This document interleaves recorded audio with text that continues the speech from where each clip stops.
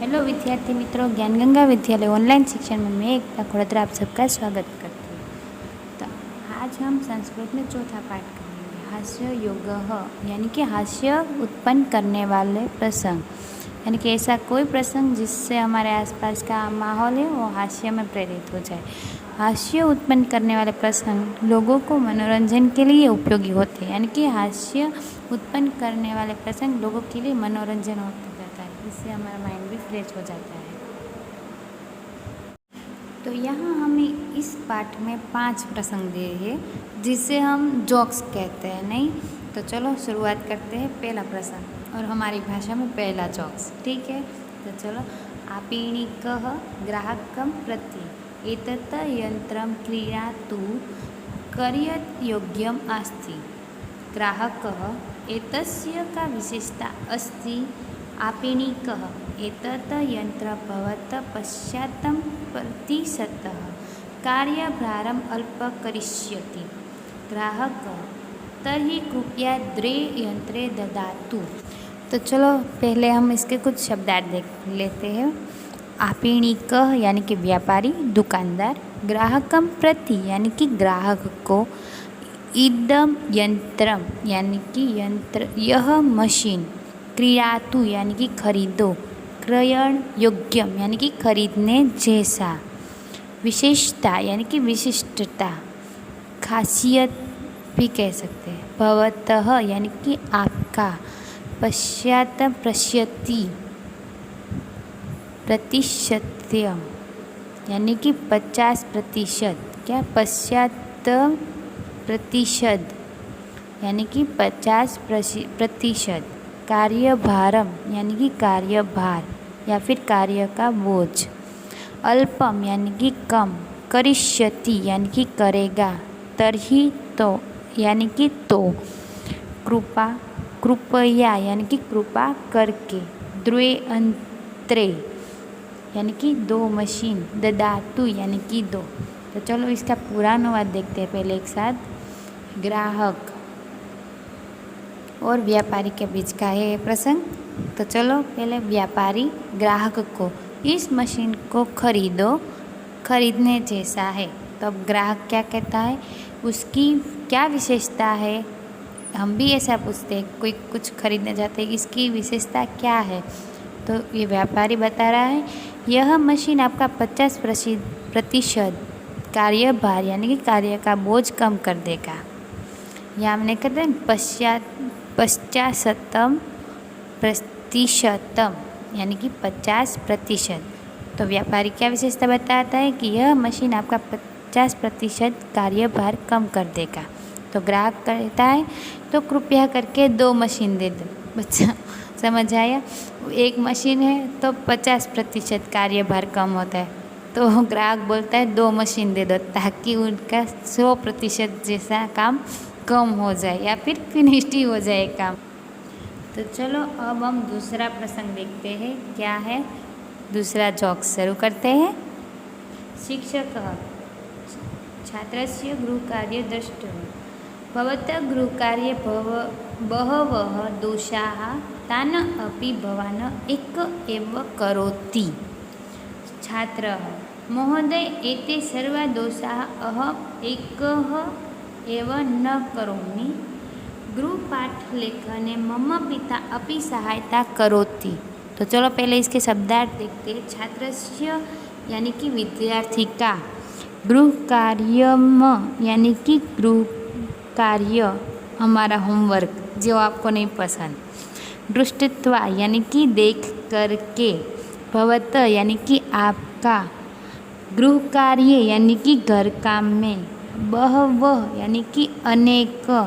दोषाः यानी कि दोष, त्रुटि या फिर भूल। तान अपि यानी कि उनको भी। भवान यानी कि आप। एकः एव यानी कि अकेले ही। करोति यानी कि करते हो या फिर करता है। छात्रः यानी कि विद्यार्थी। महोदयः यानी कि महाशय। एतान सर्वान दोषान यानी कि ये सभी दोष। न करोमि यानी कि नहीं करता हूँ। गृह पाठन लेखने यानी कि गृह पाठ के लेखन में या फिर गृह कार्य करने में मम पिता अपि यानी कि मेरे पिताजी भी सहायता करोति यानी कि सहाय करते हैं। तो चलो पहले इसका पूरा अनुवाद देखते हैं एक साथ। शिक्षक, और जो उसमें लिखा है वो बोल रहे विद्यार्थी का गृह कार्य देख करके, यानी कि अब चित्र में भी देख रहे हैं हम कि एक सर है जो बच्चों का होमवर्क चेक कर रहे हैं। तो चलो देखते हैं क्या होता है।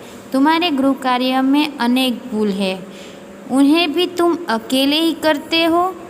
तो विद्यार्थी बोलता है महोदय, इन भूलों को मैं अकेला ही नहीं करता हूँ, गृह पाठ लेखन में मेरे पिताजी भी मेरी मदद करते। यानी कि ये जो सभी गलतियाँ करता है विद्यार्थी वो अकेला नहीं करता है, मेरे पापा भी साथ में करते हैं। ऐसा बोल के वो अपने पापा की हंसी उड़ा रहा है कि मेरे पापा की भी गलती है, क्योंकि वो उनकी मदद करते हैं ना होमवर्क करने में, इसलिए। तो चलो अब तीसरा देखते हैं। गृह स्वामी अतिथि प्रति भवान् आगच्छतु स्वान् भयं न भवतु। अतिथि किं सः न दशति, गृहस्वामी तस्य दशन स्वभावः अस्ति वा न वा इति अहम् अपि न जानामि। एतस्य स्वभावस्य परीक्षणम् अधुना भविष्यति। तो चलो पहले इसका शब्दार्थ देखते हुए ताकि आपको ये समझने में थोड़ी सहायता हो जाए। गृह स्वामी यानी कि घर का मालिक, अतिथि प्रति यानी कि मेहमान के प्रति, भवान यानी कि आप, आगच्छतु यानी कि आओ पधारो, स्वान भयम यानी कि कुत्ते का भय, न भवतु यानी कि अनुभव न करे, अतिथिः यानी कि मेहमान, दशति यानी कि काटता नहीं है, दशन स्वभाव यानी कि काटने का स्वभाव, अस्ति वा न वा इति यानी कि है या नहीं ऐसा, अहम अपि यानी कि मैं भी, न जानामि यानी कि नहीं जानता हूँ, एतः यानी कि क्योंकि, एतस्य स्वभावस्य यानी कि इस स्वभाव की, परीक्षणम यानी कि परीक्षा कसौटी, अधुना यानी कि इस समय, भविष्यति यानी कि होगी। तो चलो मैं आपको अनुवाद बताती हूँ। घर का मालिक मेहमान को, आप पधारो यानी कि आप आइए, कुत्ते का भय न रखो यानी कि वो बता रहा है कि कुत्ते का भय ना रखो। कौन बता रहा है? घर का मालिक मेहमान आए उसे, क्योंकि मेहमान है जो कुत्ते से डर रहे। हमें चित्र में भी ऐसा दिखाई दे रहा है कि एक आदमी है जो कुत्ते से डर रहा है। तो मेहमान क्या कहते हैं, क्या वह कुत्ता काटता नहीं है, यानी कि क्या वह काटता नहीं है? घर का मालिक, उसके काटने का स्वभाव है या नहीं ये मैं नहीं जानता हूँ, क्योंकि इसके स्वभाव की परीक्षा अब होगी। देखा, मकान मालिक को भी नहीं मालूम कि कुत्ता के काटने का स्वभाव है कि नहीं, इसीलिए वो कसौटी कर रहा है अपने मेहमान पर ही। तो चलो अब हम चौथा प्रसंग देखते हैं क्या है। एकदा चोरोदयं वित्तकोशे लुण्ठनं करोति, बहूनि रूप्यकाणि प्राप्तानि गृहम् आगत्य वार्तालापं करोति। प्रथमः चोरः, कियत् धनं प्राप्तं तस्य ज्ञानार्थे गणनां करोमि। द्वितीयः चोरः, व्यर्थश्रमं मा करोतु। एषः वर्तमानपत्रे वार्ताम् आगमिष्यति एव, एतद्गणना ज्ञानं भविष्यति।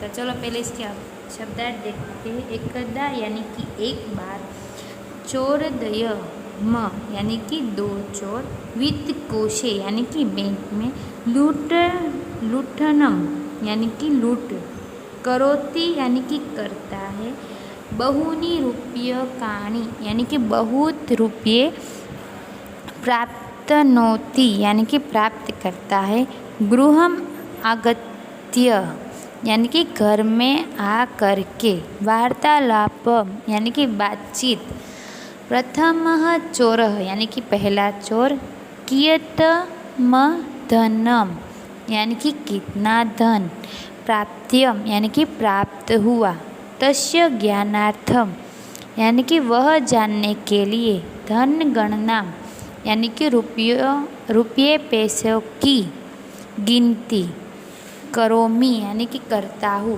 द्वितीय चोरः यानी कि दूसरा चोर, व्यर्थम श्रमः यानी कि बेकार मेहनत, मा करोतु यानी कि मत करो, एश्चः यानी कि कल, वर्तमान पत्रे यानी कि अखबार में, वार्ता समाचार में, आगस्त्यमान एव यानी कि आएगा ही, तत इसीलिए, गणना ज्ञानम भविष्यति यानी कि गिनने का ज्ञान हो जाएगा। तो चलो इसका पूरा अनुवाद देखते हैं ताकि आपको जोक्स का मतलब समझ आ जाए हमारे इस प्रसंग का। एक बार दो चोर बैंक लूटते हैं, खूब रुपये प्राप्त करते हैं, घर आकर वे बातचीत करते हैं। चित्र में भी दिखाई दे रहा है कि दो चोर रुपये की गिनती कर रहे हैं। पहला चोर, कितने रुपये मिले वह जानने के लिए रुपयों की गिनती करता हूँ। तो दूसरा चोर कहता है, बेकार की मेहनत मत करो, कल अखबार समाचार में आएगा ही, इसीलिए गिनती की जानकारी होगी। वो बता रहा है कि तुम ये पैसे गिनने की मेहनत मत करो, कल अखबार में आ ही जाएगा कि हमने कितने पैसे चोरी किए। तो चलो अब हम आगे का प्रसंग देखते हैं। तो चलो अब पांचवा प्रसंग शुरू करते हैं। वृद्धः शंभुनाथः, मम पत्नी मम भोजनस्य पश्चात् एवं भोजनं करोति। रमानाथः, भवान् भार्यया सह भोजनं न करोति वा? शंभुनाथ, तथा किमपि नास्ति, मम भोजनस्य पश्चात् सा भोजनं करोति, तस्य कारणम् अस्ति। एतः आवयोः एकदा एव कृत्रिम दंतावलिः अस्ति। तो मैं इसके पहले कुछ शब्दार्थ दिखाती हूँ और तब आपको समझ आएगा। वृद्धः यानी कि बुढ़ा, मम भोजन पश्चात एव यानी कि मेरे भोजन करने के बाद ही, पत्न्या सह यानी कि पत्नी के साथ, भोजनम न करोति वा यानी कि भोजन नहीं करते क्या?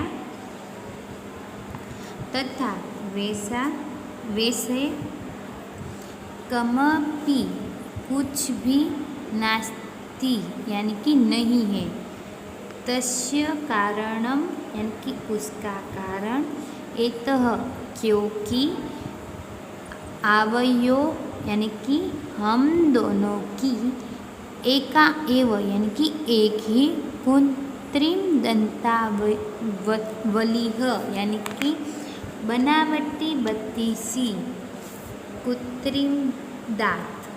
तो चलो इसका पूरा अनुवाद देखते हैं पहले। वृद्ध शंभुनाथ बोलता है, मेरी पत्नी मेरे भोजन करने के बाद ही भोजन करती है।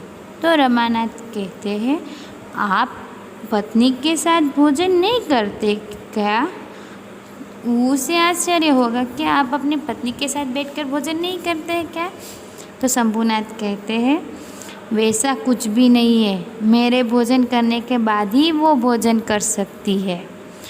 उसका कारण ये है कि हम दोनों के एक ही कृत्रिम के दंतावली है।